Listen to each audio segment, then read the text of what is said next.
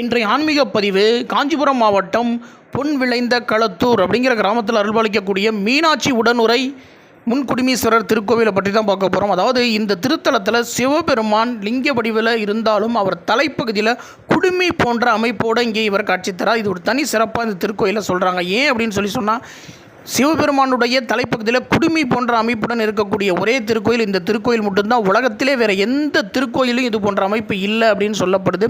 இந்த முன் குடுமீஸ்வரர் அப்படிங்கிற திருநாமம் வந்ததற்கும் இவர் தலையில் குடுமி போன்ற அமைப்பு ஏற்பட்டதற்கும் ஒரு புராண கதைகள் சொல்லப்படுது.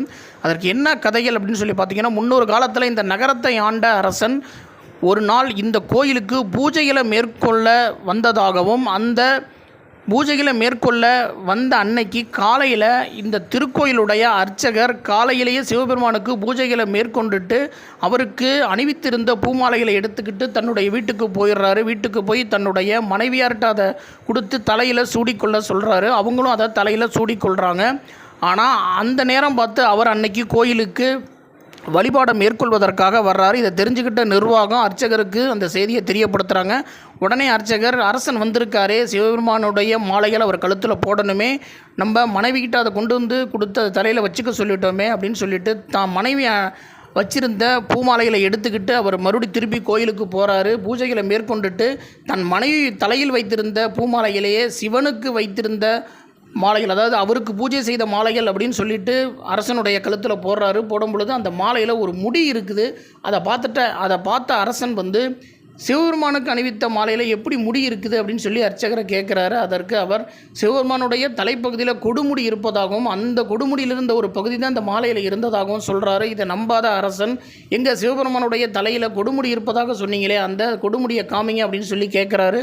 அதற்கு அர்ச்சகர் பயந்து போய், இந்த நேரத்தில் அதை பார்க்க முடியாது, நாளைக்கு காலையில் வாங்க, நான் அந்த கொடுமுடியை சிவபெருமான் தலைப்பகுதியில் இருக்கக்கூடிய கொடுமுடியை காமிக்கணும் அப்படின்னு அவர் சொல்கிறாரு. அரசனும் அதை கேட்டுட்டு மறுநாள் காலையில் வரன்ட்டு போயிடுறாரு. ஆனால் அன்று இரவே அர்ச்சகர் தான் செய்த தவிர சிவபெருமான்கிட்ட சொல்லி மனமுருகி வேண்டிட்டு வீட்டுக்கு போயிடுறாரு. மறுநாள் காலையில் அர்ச்சகரும் அரசனும் 2 பேருமே மூலஸ்தானத்துக்கு போய் சிவபெருமானுடைய தலைப்பகுதியை பார்க்குறாங்க. அதிசயத்தின் சிறப்பாக சிவபெருமானுடைய தலைப்பகுதியில் குடுமி போன்ற அமைப்பு ஏற்பட்டு அது கொடுமுடியாக அங்கே அவர் மிகவும் சிறப்பான முறையில் அதிசயத்தின் சிறப்பாக அங்கே அவர் காட்சி தரார். 2 பேருமே பார்த்துட்டு சந்தோஷத்தின் உச்சத்துக்கே போய் மிகவும் ஆச்சரியப்படுறாங்க. அன்றிலிருந்து இவருக்கு முன் குடுமீஸ்வரங்கிற திருநாமத்தோட இவர் இங்கே அருள்பாலிக்கிறார். அன்றிலிருந்து தான் இவர் குடுமியோட இங்கே இருந்து காட்சி தருவதாகவும் சொல்லப்படுது.